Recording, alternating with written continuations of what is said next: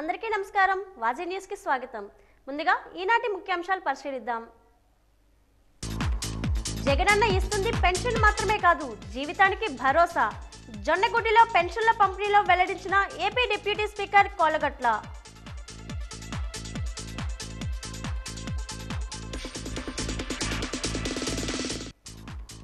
ఓదార్చి భరోసానిచ్చి బాధితులను పరామర్శించిన నారా భువనేశ్వరి. నిజం గెలవాలి యాత్రకు నీరాజనం పట్టిన ప్రజలు.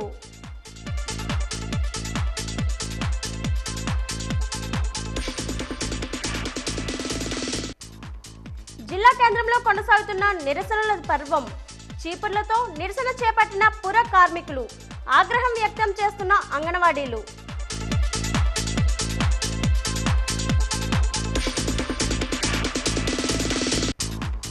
అందులకు జ్ఞాన కవాటాలు ప్రసాదించిన మహనీయుడు లూయి బ్రెయిలీ.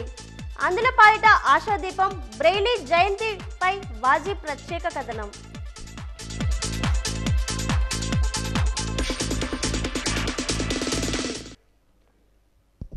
ఎచ్చర్ల నియోజకవర్గం జి సిగడం మండలం దేవాలపేట గ్రామంలో కంచన్న అశ్రీనాయుడు కుటుంబాన్ని నారా భువనేశ్వరం పరామర్శించారు. చంద్రబాబు అక్రమ అరెస్టును తట్టుకోలేక 55 ఏళ్ల అశ్రీనాయుడు గత ఏడాది అక్టోబర్ 4వ తేదీన గుండెపోటుతో మరణించారు. అశ్రీనాయుడు కుటుంబాన్ని ఈ రోజు నారా భువనేశ్వర్ పరామర్శించి 3 లక్షల చెక్కును అందించి ఆ కుటుంబానికి అండగా ఉంటామని భరోసా ఇచ్చారు.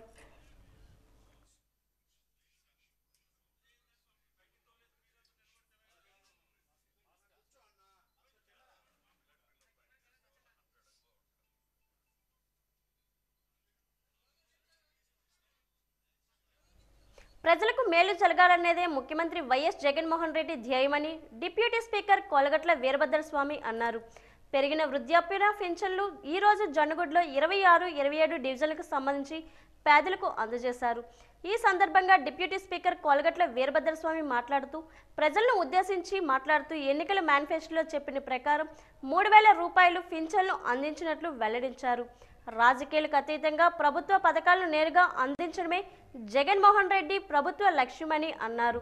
మేయర్ విజయలక్ష్మి మాట్లాడుతూ కష్టకాలంలో ఆదుకున్న వారి నిజమైన నాయకులని అన్నారు. సచివాలయ వ్యవస్థ ద్వారా నేరుగా వాలంటీర్ల పెన్షన్ మొత్తాన్ని ₹1 లంచం తీసుకోకుండా వృద్ధులకు అందిస్తున్నారంటే ఆ ఘనత ముఖ్యమంత్రి వైఎస్ జగన్మోహన్ రెడ్డికి దక్కుతుందన్నారు. ఈ కార్యక్రమంలో కమిషనర్ శ్రీరాములు నాయుడు, సహాయ కమిషనర్ ప్రసాదరావు, వైసీపీ నగర అధ్యక్షుడు ఆశపు వేణు తదితరులు పాల్గొన్నారు.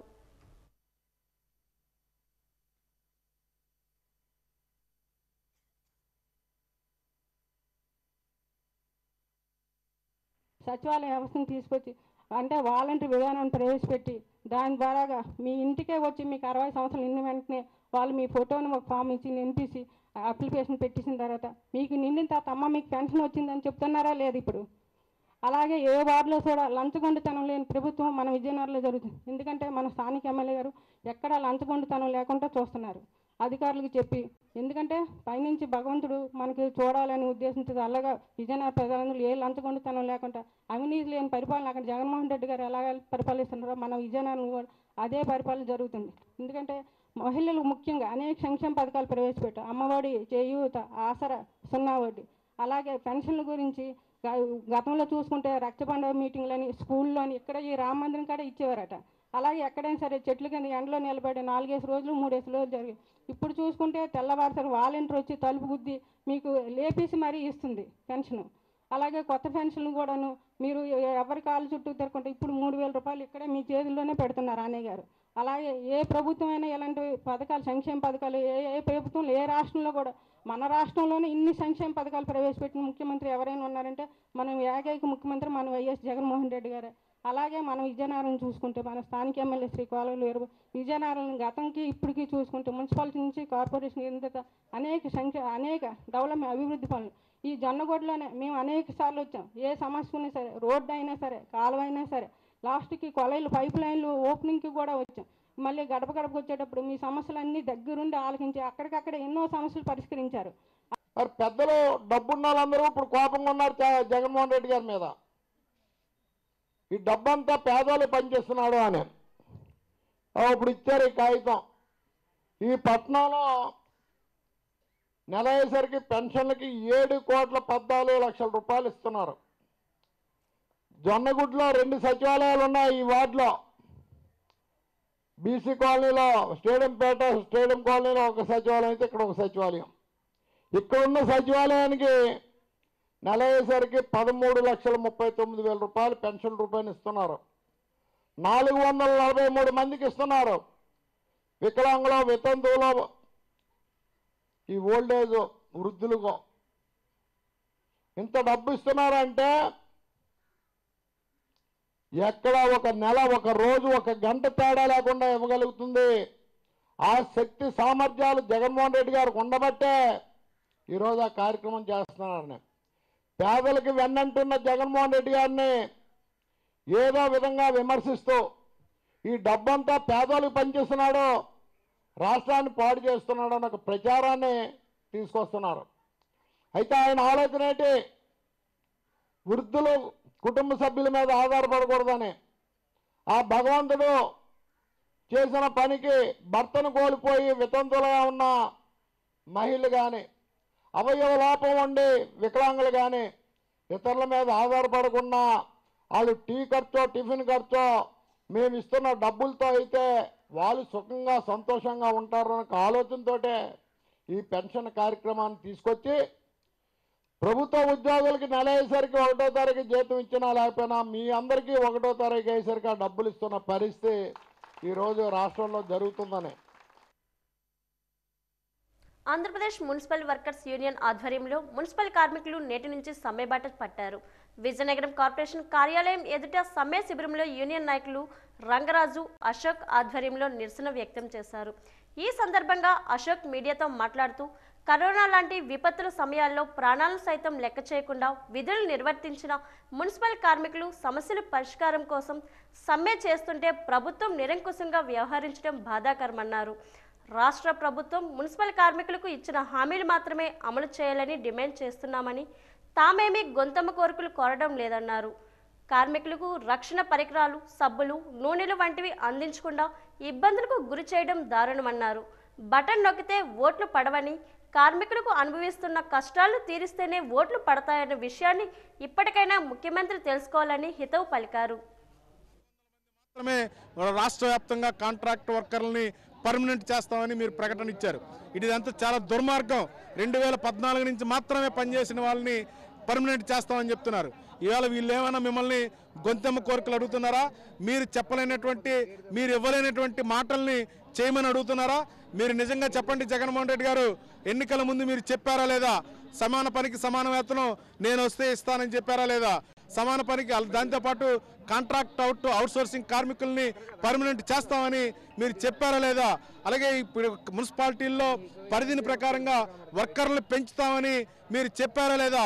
ఇవాళ అన్ని రకాల హామీలు మీరు ఇచ్చి ఇవాళ ఒక్కటి కూడా మాట్లాడేటువంటి పరిస్థితుల్లో మీరున్నారు. ఇవాళ ఏసీ గదుల్లో కూర్చొని మీరు ఉంటున్నారు. బయటకు వచ్చి కార్మికుల సమస్యలు వినే పరిస్థితుల్లో మీరు లేరని ఇవాళ తెలుస్తుంది.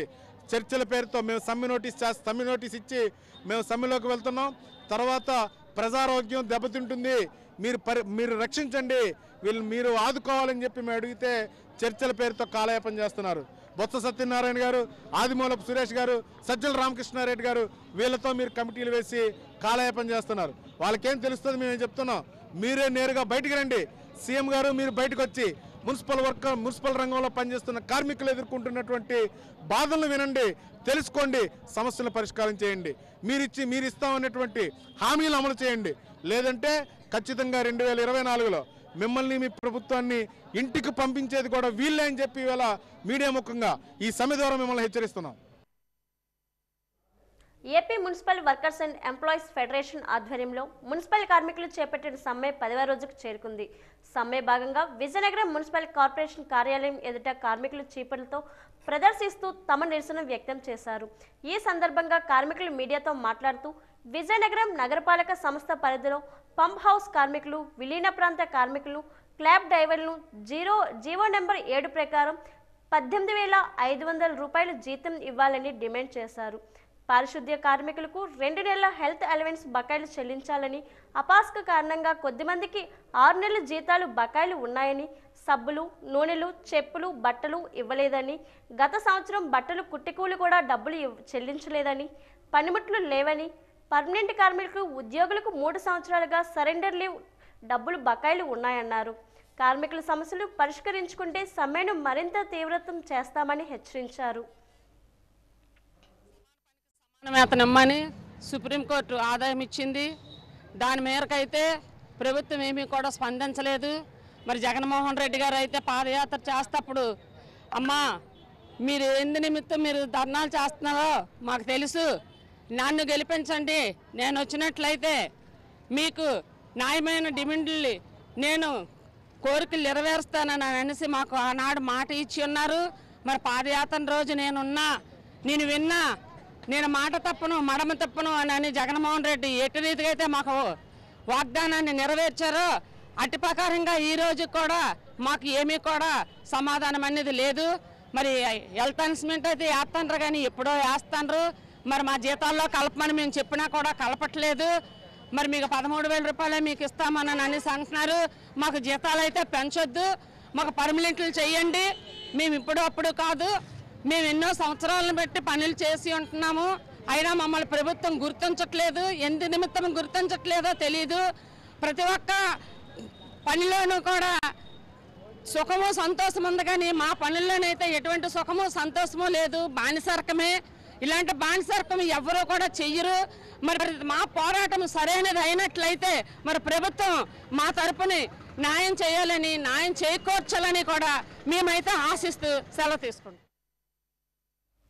అందులకు జ్ఞాన కవాటాలను ప్రసాదించిన మహనీయుడు లూయి బ్రెయిలీ. అందుల జీవితాల్లో ఆశాదీపంగా నిలిచిన బ్రెయిలీ ప్రపంచవ్యాప్తంగా ప్రశంసలు పొందారు. బ్రెయిలీ జన్మదినం సందర్భంగా వాజీ ప్రత్యేక కథనం.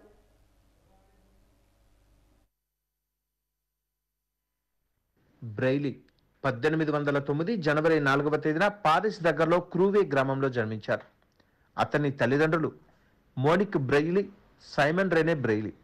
బాల్యంలో ప్రమాదవశాత్తు 2 కళ్ళను కోల్పోయిన తన 4వ ఏట పూర్తిగా గుడ్డివాడయ్యాడు. ప్యారిస్లో 1784లో వ్యాలంటైన్ హ్యూ ప్రారంభించిన అందుల పాఠశాలలో విద్యాభ్యాసం గావించారు. బ్రెయిలీ అసాధారణ ప్రతిభా సామర్థ్యాలు గల వ్యక్తిగా రాణించి అప్పటికే అమలులో ఉన్న లైన్ టైప్ పద్ధతిలో చదువుకొని 17 సంవత్సరాల వయసులోనే అదే స్కూలులో ప్రొఫెసర్గా నియమించబడ్డారు. పగలు విద్యార్థులకు బోధిస్తూ రాత్రులు తేలికగా చదవగలిగే, రాయగలిగే లిపి తయారీకై కృషి చేశారు. అందులకు చూసే అవకాశం లేదు కనుక ఆ ప్రింటింగ్ విధానం స్పర్శపై ఎక్కువగా ఆధారపడి ఉండాలని గ్రహించారు. ఆ అక్షరాలు నున్నగా కాకుండా చుక్కలు చుక్కలుగా ఉండాలని భావించారు. ఒక గీతగా కాకుండా చుక్కలు చుక్కలుగా ఉంటే చదవడం తేలికని బ్రెయిలీ ఒక నిశ్చయానికి వచ్చారు. 1821లో చార్జెస్ బార్బియన్ అనే సైనికాధికారి తన సైనికులు చీకటిలో కూడా తాను పంపిన సమాచారం గుర్తించేందుకు 12 ఉబ్బెత్తు చుక్కలతో సంకేత లిఖితిని తయారు చేశారు. దాని గురించి తెలుసుకున్న బ్రెయిలీ 12 చుక్కలను ఆ చుక్కలకు తగ్గించి అవసరమైన రీతిలో వాటిని పేర్చుతూ అక్షరాలను, పదాలను, అంకెలను, సంగీత చిహ్నాలను రూపొందించారు. ఈ నిరంతర శ్రమ వల్ల 1851లో క్షయవ్యాధికి గురై 1852 జనవరి 6వ తేదీన మరణించారు. బ్రెయిలీ శిష్యుడు తమ గురువుగారు రూపొందించిన లిపికి గుర్తింపునివ్వాలని పోరాటం చేయగా అతని లిపికి అధికార గుర్తింపునిచ్చి బ్రెయిలీ తమ దేవుళ్ళ ముద్దుబిడ్డగా కొనియాడింది ఫ్రాన్స్. ఈరోజు ప్రపంచవ్యాప్తంగా అందులకు రకరకాల పుస్తకాలు, పత్రికలు ఆ లిపిలోనే వస్తున్నాయి. అందుకే అందుల మనసులలో, వారి మునివేలలో చిరకాలం జీవిస్తూనే ఉంటాడు బ్రెయిలీ. బ్రెయిలీ జన్మదినోత్సవం సందర్భంగా 2009లో ప్రపంచవ్యాప్తంగా అతనిని కీర్తించారు. బెల్జియం, ఇటలీ బ్రెయిలీ ముఖ చిత్రం €2 నాణేన్ని విడుదల చేశారు. భారతదేశం బ్రెయిలీ గౌరవార్థం ₹2 నాణ్యాన్ని విడుదల చేసింది. అదేవిధంగా అమెరికా $1 నాణ్యాన్ని విడుదల చేయడం అపూర్వం. అందులకు విద్యాదానం చేసిన మహనీయుడు బ్రెయిలీ చిరస్మరణీయుడు. విజయనగరం జిల్లా బొబ్బిలి నియోజకవర్గంలో నారా భువనేశ్వరి పర్యటించారు. ఆమె పర్యటనకు అనూహ్యమైన స్పందన లభించింది. నిజం గెలవాలి కార్యక్రమం ఏ విధంగా జరిగింది అన్న అంశాలపై బొబ్బిలి నియోజకవర్గం తెలుగుదేశం పార్టీ ఇన్ఛార్జ్ బేబీ నాయన్తో మా వాజీ ప్రతినిధి సంతోష్ ముఖాముఖి. ఇప్పుడు చూద్దాం. నిజం గెలవాలి అనే కార్యక్రమంలో భాగంగా నారా భువనేశ్వరి మేడం విజయనగరం జిల్లా పర్యటనలో భాగంగా బొబ్బిలి నియోజకవర్గంలోని మోదవలస గ్రామానికి వచ్చారు. దీనికి సంబంధించి అంటే చంద్రబాబు నాయుడు అక్రమ అరెస్టు సమయంలో ప్రాణాలు విడిచినటువంటి గులిపిల్లి అప్పారావు గారు ప్రాణాలు విడిచారు.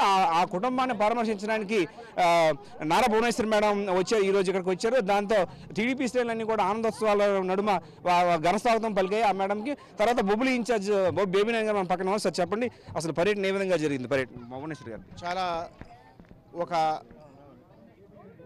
సాడ్ అంటే బాధాకరమైన విషయం వచ్చినప్పటికీ స్వచ్ఛందంగా ఇవాళ ఏ విధంగా పార్టీలకు అతీతంగా అన్ని గ్రామాల్లో మేము మొబిలైజ్ చేయకపోయినా అన్ని గ్రామాల్లోని మహిళలు, రైతులు, యువకులు ఆగి ఏ విధంగా అయితే మంగళహారతలు పట్టి భువనేశ్వర్ గారికి స్వాగతం పలికారో ఆ ఉత్సాహం తెలుగుదేశం పార్టీ నాయకులు, కార్యకర్తల్లోనే కాదు సామాన్య ప్రజల్లో ఆ ఉత్సాహం, ఆ ప్రేమ, అభిమానం ఏదైతే మనం చూసామో రానున్న భవిష్యత్ ఎన్నికలకి తార్కాణంగా మేము భావిస్తున్నాం. సార్ ఎలాంటి భరోసా వాళ్ళకి కల్పించారంటే రాజకీయాలకు అతీతంగా జరిగినటువంటి కార్యక్రమంగా మనం చెప్పుకోవచ్చు. మనం నిజం గెలవాలనే కార్యక్రమం ఇది. చంద్రబాబు నాయుడు గారు అక్రమ అరెస్టు సమయంలో ప్రాణాలు విడిచినటువంటి నేపథ్యంలో వాళ్ళకి ఆ కుటుంబాలకి ఎలాంటి భరోసా కల్పించారు భువనేశ్వర్ గారు? ఇవాళ వారి బాధని పాలు పంచుకుంటూ ఆ కుటుంబ సభ్యులతోనే అన్ని కష్టసుఖాలు మాట్లాడుతూ ఆ కుటుంబానికి ఆర్థిక సాయం కూడా చేయడం జరిగింది. ఆర్థిక సాయంతోనే కాదు, భవిష్యత్తులో ఏ అవసరం ఉన్నా ఏ విధంగా ఉపయోగపడగలిగిన, ఏ విధంగా సాయం చేయగలిగిన తప్పకుండా మీరు వచ్చి నన్ను కలవచ్చు. తప్పకుండా బాబు గారు అవనివ్వండి, లోకేష్ గారు అవనివ్వండి, వారు అవనివ్వండి, న్యాయం చేస్తామని హామీ ఇవ్వడం జరిగింది. ముఖ్యంగా ఈ మారుమూల ప్రాంతం పెరుమాలంటే పెద్ద గ్రామం, రోడ్డు మీద ఉన్నటువంటి గ్రామం. ఇది బొబ్బిలి నియోజకవర్గంలో అతి చివరి గ్రామాల్లో ఒకటిది. కిలోమీటర్ దాటితే రాజాం నియోజకవర్గం. ఈ కుగ్రామానికి ఇవాళ ఈ రోడ్డు కూడా ఇవాళ పూర్తి చేశారు. కానీ ఇది చంద్రబాబు నాయుడు గారు ముఖ్యమంత్రిగా ఉన్నప్పుడు శాంక్షన్ చేసినటువంటి రోడ్డు. వీళ్ళు గుడ్లు పెట్టుకొని 4 సంవత్సరాలు అయింది రోడ్డు పూర్తి చేయడానికి. అప్పుడు అన్న మినిస్టర్గా ఉన్నప్పుడు, చంద్రబాబు నాయుడు గారు ముఖ్యమంత్రిగా ఉన్నప్పుడు శాంక్షన్ చేసినటువంటి ఈ గ్రామానికి రావడం వారి యొక్క కమిట్మెంట్ని దానికి సంకేతం నేను భావిస్తున్నాను. సార్ అదేవిధంగా బొబ్బిలి నియోజకవర్గంలో తెలుగుదేశం పార్టీ అనేది చాలా ఉత్సాహంగా మంచి అంటే కంపల్సరీగా తెలుగుదేశం గెలిచే అవకాశం ఉందని చెప్పి ఒక పక్క ప్రజలందరూ కూడా చెప్తున్నారు. దాని మీ అభిప్రాయం చెప్పండి. ఇవాళ నేను ఎక్కడికి వెళ్ళినా, ఇతర రాష్ట్రాలకు వెళ్ళినా, హైదరాబాద్ వెళ్ళినా, విజయవాడ వెళ్ళినా, బొబ్బిలి రాజా గారు, బేబీ నాయన్ గారు అని అభిమానంగా నాతో ఫోటోలు తీసుకోవడం ఇవన్నీ నేను ఎప్పుడు కూడా చెప్తాను. ఈ పేరు ప్రఖ్యాతులు ఇవన్నీ కూడా మా ప్రజలు, బొబ్బిలి నియోజకవర్గ ప్రజలు బొబ్బిలి రాజులకు పెట్టినటువంటి భిక్షనే. ఏది జరిగినా, ఏ మంచి జరిగినా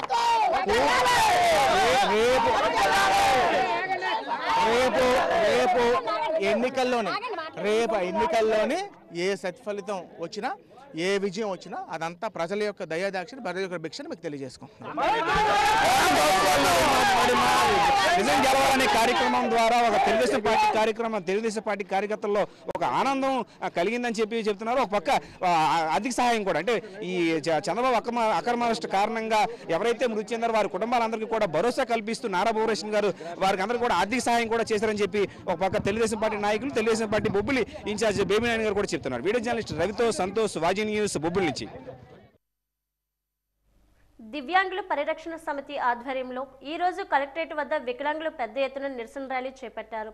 ఈ సందర్భంగా ఆంధ్రప్రదేశ్ ఫెడరేషన్ రాష్ట్ర అధ్యక్షులు శంకర్రావు మాట్లాడుతూ వికలాంగుల పెన్షన్ మొత్తాన్ని 3,000 రూపాయల నుంచి 7,000 రూపాయలకు పెంచాలని, వికలాంగులకు అన్ని రకాల ఆర్టీసీ బస్సుల్లో ఉచితంగా ప్రయాణం చేసే సౌకర్యం కల్పించాలని, అన్ని ప్రభుత్వ మరియు ప్రైవేట్ సంస్థల్లో 2016 వికలాంగుల చట్టం అమలు చేయాలని డిమాండ్ చేశారు. కళ్యాణమస్తు పథకంలో వికలాంగులకు విద్యార్హతతో సంబంధం లేకుండా 10వ తరగతిని మినహాయించినట్లు ప్రభుత్వం చర్యలు చేపట్టాలని, 5 లక్షల రూపాయల వరకు ప్రభుత్వం ఉద్యోగాల షూరిటీ లేని సబ్సిడీ రుణాలు మంజూరు చేయాలని డిమాండ్ చేశారు.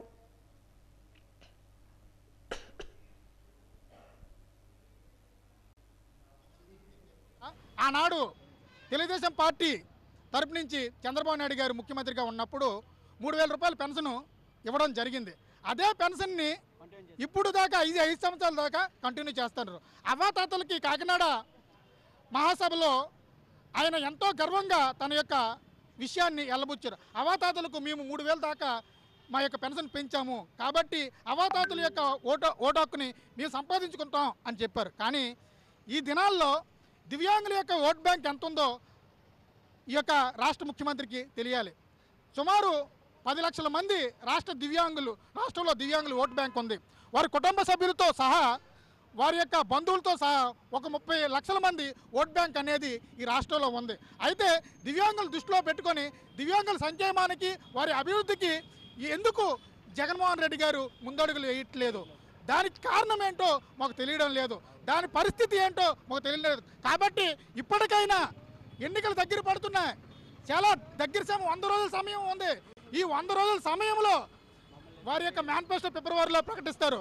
ఫిబ్రవరిలో ప్రకటించే మేనిఫెస్టోలో తెలంగాణ ప్రభుత్వం ఎలా అయితే లాస్ట్ టైంలో 6,000 వాళ్ళు ప్రకటించారో అట్లాగే ఇక్కడున్న ఈ యొక్క ఆంధ్రప్రదేశ్ రాష్ట్ర ప్రభుత్వం వెంటనే స్పందించి 7,000 రూపాయలు వికలాంగులకు పెన్షన్ పెంచుతామని వాళ్ళు యొక్క మేనిఫెస్టోలో పెట్టే దిశగా అడుగులు వేయాలని, అలా జిల్లాలో జరుగుతున్న సమగ్ర శిక్ష ఉద్యోగుల సమ్మెలో భాగంగా ఈరోజు భారీ ర్యాలీ చేపట్టారు. 16వ రోజుకు చేరిన సమ్మెలో భాగంగా ర్యాలీ కార్యక్రమం చేపట్టారు. ర్యాలీలో సమగ్ర శిక్ష సిబ్బంది, కేజీబీవీ సిబ్బంది సుమారు 500 మంది పాల్గొన్నారు. కలెక్టరేట్ కార్యాలయం వద్ద గల సమ్మె శిబిరం నుంచి ప్రారంభమైన ఈ ర్యాలీ బాలాజీ మార్కెట్ మీదుగా రహదారులు, భవనాలు, అతిథి గృహం వరకు జరిగింది. అనంతరం అక్కడే మానవాహారం చేస్తూ సమగ్ర శిక్ష ఉద్యోగులంతా నినాదాలతో హోరెత్తించారు. అలాగే రాష్ట్ర పథక సంచాలకులు సమగ్ర శిక్ష ఉద్యోగులపై చిన్నచూపు చూడడం తగదని ఆయనకు వ్యతిరేకంగా నినాదాలు చేశారు. సమగ్ర శిక్ష ఉద్యోగులు అధికారులు బెదిరింపులకు భయపడడం జరగదని రాష్ట్ర జేఏసీ అధ్యక్షులు బి కాంతారావు, ప్రధాన కార్యదర్శి గురువులు అన్నారు. సమస్యలపై పోరాటం చేస్తే గొంతు నొక్కే ప్రయత్నం చేయడం దారుణమని ప్రభుత్వాన్ని ఉద్దేశించి మాట్లాడారు. జగనన్న గారు ఇచ్చినటువంటి పాదయాత్ర హామీలు డిమాండ్లు, మా డిమాండ్లు ఏవైతే ఉన్నాయో ఒక్క డిమాండ్ కూడా ఆయన పరిష్కారం చూపలేదు. అందువల్ల ఈరోజు అన్ని జిల్లా కేంద్రాల్లో మరి ఈ తాలూకు నిర్వాహక సమ్మెకు సమగ్ర శిక్షలో ఉండేటువంటి 25,000 మంది ఉద్యోగస్తులు మరి రోడ్డును పడవలసిన పరిస్థితి ఏర్పడింది. ఈరోజు ఆ రోజు మరి నేను వస్తాను, నేనున్నాను అనే పరిస్థితితో మమ్మల్ని అందరినీ కన్విన్స్ చేసి ఓట్లు వేయించుకున్నారు. ఈరోజు అవి గుర్తు రాలేదా? ఈరోజు సభాముఖంగా మేము కోరుకుంటున్నాం, అన్నా జగనన్న మీరు వచ్చిన 2-3 నెలల్లో మా సమస్యలు పరిష్కరిస్తాను అన్నావు. ఈరోజు 5 సంవత్సరాలు పూర్తయింది, మా సమస్యలు ఒక్క డిమాండ్ కూడా మరి పరిష్కరించలేదు. ప్రధానమైనటువంటి మా డిమాండ్లు ముఖ్యంగా హెచ్ఆర్ పాలసీ తక్షణమే అమలు చేయాలి, అలాగే మాకు రెగ్యులరైజేషన్ చేయాలి, ఉద్యోగ భద్రత కల్పించాలి, చనిపోయినటువంటి ఉద్యోగస్తుల కుటుంబాలని ఆదుకొని వారి కుటుంబంలో ఒకరికి జాబ్ అనేది, ఉద్యోగం అనేది కల్పించాలి. అలాగే మా తాలూకా ఉద్యోగస్తుల తాలూకా వేతనం అనేది మినిమం 10వ తారీఖు లోపు ఖచ్చితంగా ప్రతి నెల వేయించేలా ఉండాలి.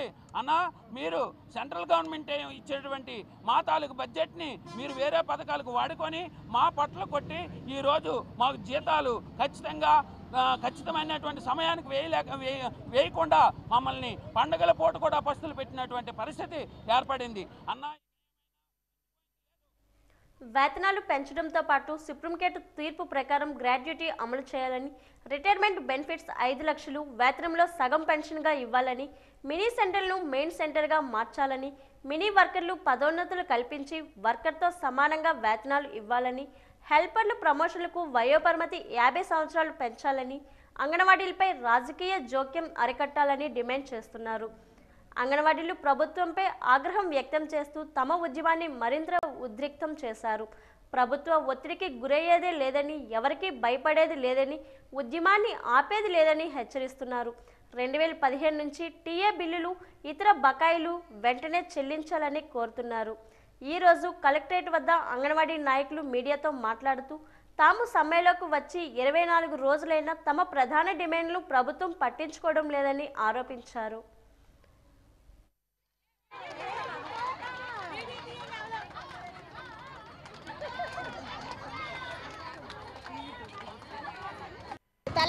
కన్నా అదనంగా వేతనం ఇవ్వాలని, అలాగే సుప్రీంకోర్టు తీర్పు ప్రకారం గ్రాడ్యుయేటీ అమలు చేయాలని, రిటైర్మెంట్ బెనిఫిట్స్ వర్కర్కి 5 లక్షలు, హెల్పర్కి 3 లక్షలు ఇవ్వాలని, జీతంలో సగభాగము పెన్షన్ ఇవ్వాలని, మినిల్ని మెయిన్ వర్కర్లుగా గుర్తించాలని ఏవైతే ప్రధానమైన డిమాండ్లు ఉన్నాయో వాటి గురించి ప్రభుత్వం ఇప్పటి వరకు ఎటువంటి చర్చలు కూడా చేయట్లేదు. ఇప్పటికైనా ప్రభుత్వం స్పందించి మా చర్చలు చేసి ఆ నిర్దిష్టమైన ప్రధానమైన డిమాండ్లను నెరవేర్చాలని మేము కోరుతున్నాం. ఈరోజు పాదయాత్రలో హామీ ఇచ్చారు, కానీ అప్పుడే 1000 రూపాయలు పెంచేసామని చెప్తున్నారు.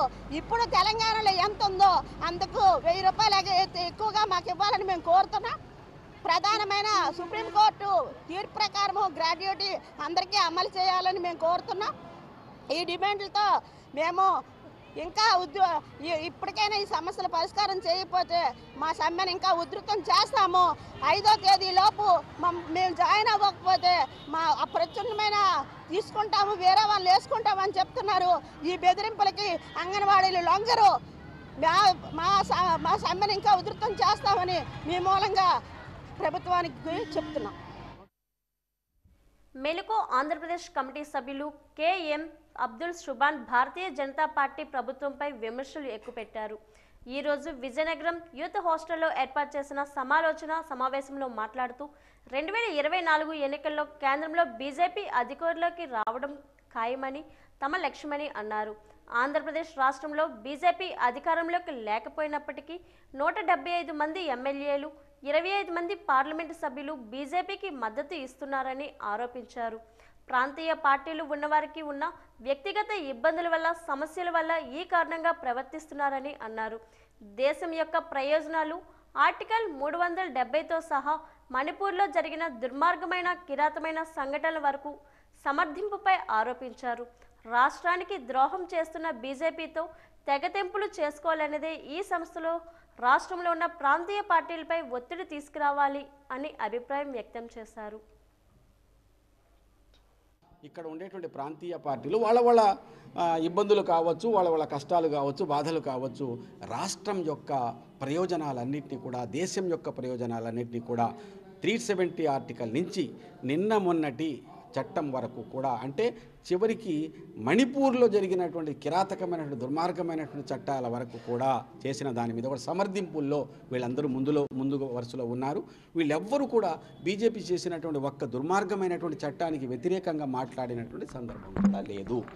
ఈ పరిస్థితుల్లో రానున్నటువంటి 2024లో మళ్ళా బీజేపీ అధికారంలో వస్తే ప్రజాస్వామిక హక్కులన్నీ కూడా, రాజ్యాంగబద్ధమైనటువంటి హక్కులన్నీ కూడా తొలగించి వేయబడుతుంది.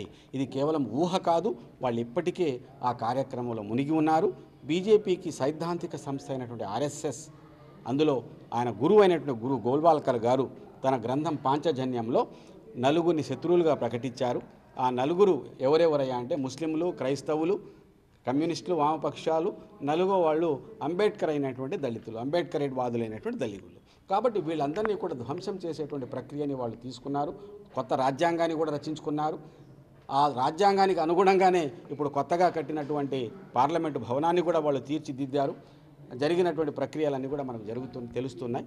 ఇటువంటి పరిస్థితుల్లో 2024 ఎన్నికల్లో ఎటువంటి పరిస్థితుల్లో కూడా బీజేపీని కేంద్రంలో అధికారంలోకి రానియకుండా ఉండేందుకోసంగా ఇక్కడ ఉన్నటువంటి ప్రాంతీయ పార్టీలను ఎవరినైనా సరే తెగగొట్టడానికి, బీజేపీ యొక్క అనుబంధాలను తెగొట్టడానికి ఒక బలమైనటువంటి ప్రజా ఉద్యమాన్ని నిర్మించాల్సినటువంటి అవసరం ఉంది. కంటుబుక్తవారి వీధిలో వేంచేసి ఉన్న శ్రీ దాక్షాయణి సమేత కైలాసనాథేశ్వర ఆలయ పునఃప్రతిష్ఠ శంకుస్థాపన కార్యక్రమంలో డిప్యూటీ స్పీకర్ కోలగట్ల వీరభద్రస్వామి పాల్గొన్నారు. పండితులు సాంప్రదాయ రీతిలో ఆయనకు స్వాగతం పలికారు. వేద మంత్రోత్సవాల నడుమ, వేద మంత్రాల నడుమ శాస్త్రోక్తంగా నిర్వహించిన శంకుస్థాపన కార్యక్రమంలో ఆయన పాల్గొని ప్రత్యేక పూజలు చేశారు. 75 ఏళ్ల క్రితం ఆలయానికి ప్రతిష్ఠ జరిగి నిర్మాణం కూడా జరిగింది. అయితే ఆలయం శిథిలా వ్యవస్థకు చేరుకోవడంలో పునర్నిర్మాణానికి శ్రీకారం చుట్టారు. ఈ కార్యక్రమంలో ఆలయ వ్యవస్థాపక అధ్యక్షుడు సోమేష్, వైసీపీ నగర అధ్యక్షులు ఆశపు వేణు, స్థానిక కార్పొరేటర్ ఆశపు సుజాత తదితరులు పాల్గొన్నారు.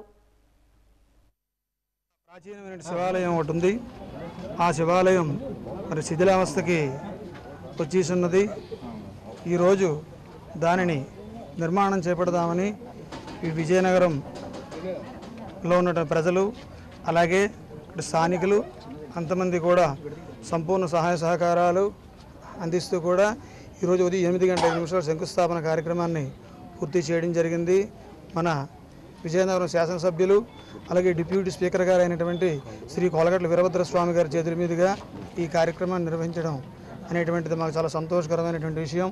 అదేవిధంగా స్వామివారికి చాలా విశేషమైనటువంటి ఆయనతో సంపూర్ణ సహాయ సహకారాలు కూడా మా కమిటీ వారికి మాకు అందజేస్తామని చెప్పారు, వారు తెలియజేసి ఉన్నారు.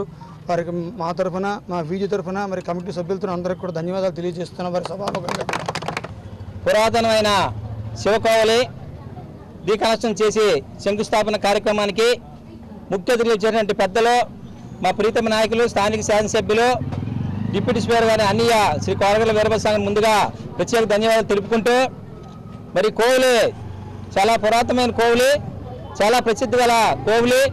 సుమారు 70-80 సంవత్సరాల క్రితం అప్పుడు పెద్దలు నిర్మించడం జరిగింది. అది శిథిలావస్థకి చేరుకొని ఉన్న ఒక సమావేశం ఏర్పాటు చేసి మరి పెద్దలు కోలగట్ల వీరభద్రస్వామి సూచనల మేరకు ఒక కమిటీ ఏర్పాటు చేసుకోవడం జరిగింది. ఆ కమిటీ వారు ఈరోజు శంకుస్థాపన కార్యక్రమం పెట్టడం జరిగింది. మరి ఇదే కాదు, మా డివిజన్లో అవనివ్వండి, నగరంలో అవనివ్వండి, నియోజకవర్గంలో అవనండి, ఎక్కడ ఏ కార్యక్రమం చేసినా నేనున్నానని ముందున్న మా అన్నయ్య కోలగట్ల వీరభద్రస్వామి గారు. మరి ఈరోజు కోవిలికి ఆర్థికంగాను కోవిలి స్టార్టింగ్ నుంచి కూడా ప్రతిదీ కూడా సవాలు చూసుకొని చేస్తున్నాము. త్వరలోనే విజయనగరంలో ఉన్న పెద్దలందరినీ కొన్ని కలవడం జరుగుతుంది. మరి కోవిలి అయితే శంకుస్థాపన చేశాం, కానీ ఇక్కడ ఉన్నటువంటి కంటుపతి ఉన్న స్థానికులు సుమారు ఏ రోజుకు ఆ రోజు కూర్చు చేసుకొని పెద్ద ధనవంతులు కాదు. మరి విజయనగరంలో ఉన్నటువంటి కొంతమంది పెద్దలు దాతలు అందరూ కూడా పూర్తి సహాయ సహకారం అందించి ఈ వీధిలో ఈ కోవిలి నిర్మాణానికి పూర్తి సహాయ సహకారం అందిస్తానని ఈ సందర్భంగా తెలియజేసుకుంటున్నాను. సమాజం కోసం సేవలు అందిస్తున్న పాత్రికేయుల కోసం ధీర సంస్థ అండగా నిలబడుతుందని సంస్థ ప్రతినిధి అప్పలరాజు అన్నారు. ఈరోజు ప్రెస్ క్లబ్లో ధీరా ఫౌండేషన్ ఆధ్వర్యంలో పాత్రికేయులకు బ్యాగులను ఆయన అందజేశారు. ఈ సందర్భంగా ఆయన మాట్లాడుతూ పాత్రికేయులకు మేలు జరిగేలా ప్రతి ఒక్కరికి సహాయ సహకారాలు అందించేందుకు ధీరా సంస్థ ఎల్లప్పుడూ సిద్ధంగా ఉందని సంస్థ వ్యవస్థాపకులు డాక్టర్ బొత్స సందీప్ భరోసా ఇచ్చారని ఆయన వెల్లడించారు.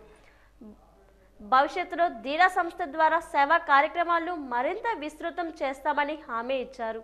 కరోనా వంటి విపత్కర పరిస్థితుల్లో సైతం ధీరా సంస్థ అందించిన సేవలను విస్తృతంగా ప్రజల్లోకి తీసుకెళ్లిన మీడియాకి ఈ సందర్భంగా ఆయన కృతజ్ఞతలు తెలిపారు.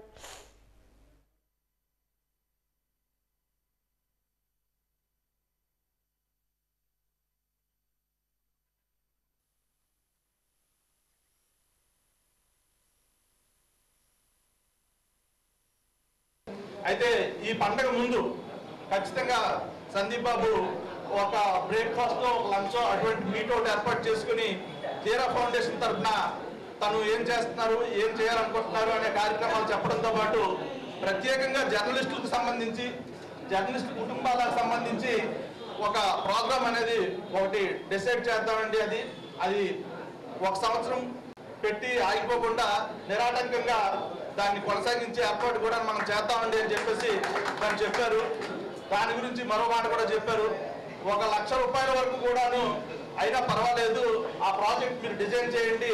జర్నలిస్టులు అందరితో కూడాను మీరు ఎలాగైనా పూర్వ జర్నలిస్టే కాబట్టి మీ వాళ్ళందరితో మీరు మాట్లాడి మీరు ఏ ప్రోగ్రామ్ ఇస్తే ఆ ప్రోగ్రామే నేను కంటిన్యూ చేస్తాను, ఆ ప్రోగ్రామే టేకప్ చేస్తానని చెప్పేసి కూడా స్పష్టంగా చెప్పారు సార్.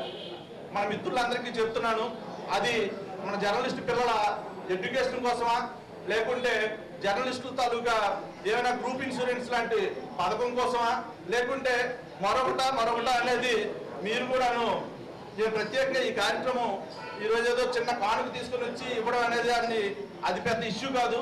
ముఖ్యంగా నేను చెప్పదలుచుకుంది ధీరా ఫౌండేషన్ తరఫున జర్నలిస్టుల వెల్ఫేర్ కోసం, జర్నలిస్టుల ఆలోచనల మేరకు, జర్నలిస్టుల తాలూకా సంక్షేమం కోసం ధీరా ఫౌండేషన్ బొత్స సందీప్ సిద్ధంగా ఉన్నారు. అది ఏం చేయాలనేది కూడాను జర్నలిస్టులను నిర్దేశించి తనకు తెలియజేస్తే ఆ ప్రాజెక్ట్ నేను టేకప్ చేస్తానని చెప్పేసి ఆయన చెప్పిన విషయాన్ని చెప్పడానికే ఈ మనందరం కూడాను ఈరోజు కూర్చున్నామని చెప్పేసి నేను రావడానికి కూడా అదే ప్రధాన కారణం అని చెప్పేసి చెప్పడానికి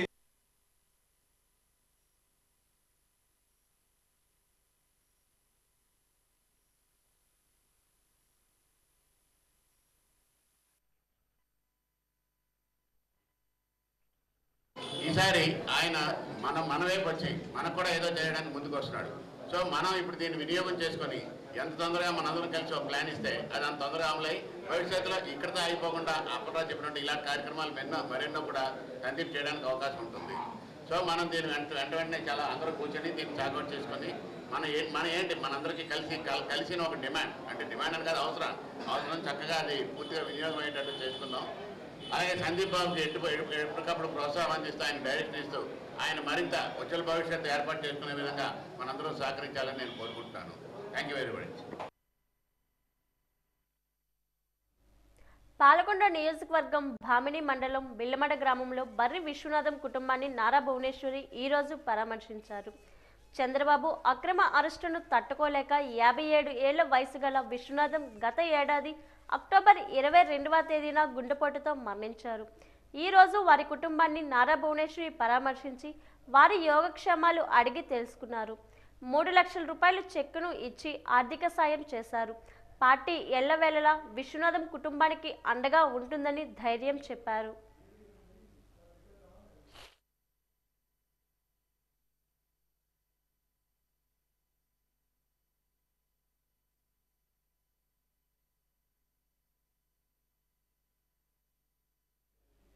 భోగాపురంలో సమ్మె చేస్తున్న అంగన్వాడీ కార్యకర్త స్పృహ తప్పి పడిపోయింది.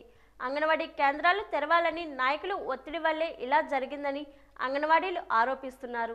అంగన్వాడీ కార్యకర్తల కథనం ప్రకారం పుష్పటిరేగ మండలం కుమిలి పంచాయతీ పెదపెత్తివలస గ్రామానికి చెందిన తాతయ్యమ్మ కార్యకర్తగా పనిచేస్తుంది. పంచాయతీ సర్పంచ్ ఆమె భర్తకు ఫోన్ చేసి అంగన్వాడీ కేంద్రం తెరవాలని ఒత్తిడి చేస్తున్నారు.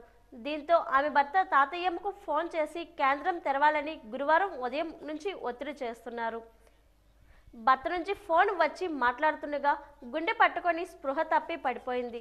వెంటనే అక్కడ ఉన్న అంగన్వాడీ కార్యకర్తలు ఆమెను మోసుకుంటూ వెళ్తూ ఎస్ఐ కృష్ణమూర్తి తన జీపులో సుందరపేట ఆసుపత్రికి తీసుకువెళ్లారు. ప్రస్తుత ఆమె ఆసుపత్రిలో చికిత్స పొందుతుంది. కేంద్రాలు తెరవాలని నాయకులు ఒత్తిడి చేస్తున్నారని యూనియన్ నాయకురాలు కృష్ణవేణి ఆరోపించారు. మాపై ఒత్తిడి మానుకోకపోతే సమ్మెను మరింత ఉద్రిక్తం చేస్తామని హెచ్చరించారు.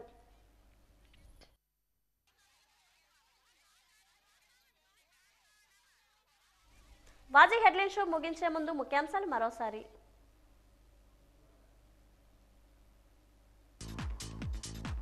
జగనన్న ఇస్తుంది పెన్షన్ మాత్రమే కాదు, జీవితానికి భరోసా. జొన్నగుడ్డిలో పెన్షన్ల పంపిణీలో వెల్లడించిన ఏపీ డిప్యూటీ స్పీకర్ కోలగట్ల.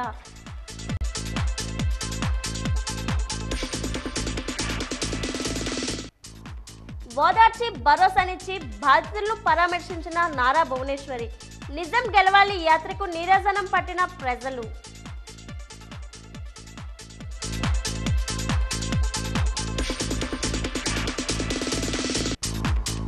జిల్లా కేంద్రంలో కొనసాగుతున్న నిరసనల పర్వం. చీపురుతో నిరసన చేపట్టిన పుర కార్మికులు, ఆగ్రహం వ్యక్తం చేస్తున్న అంగన్వాడీలు.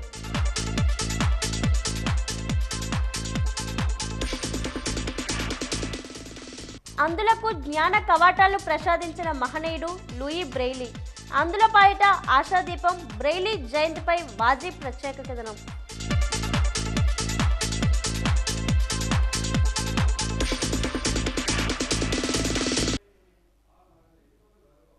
వాజీ వార్తలు ఇంతటితో సమాప్తం. నమస్కారం.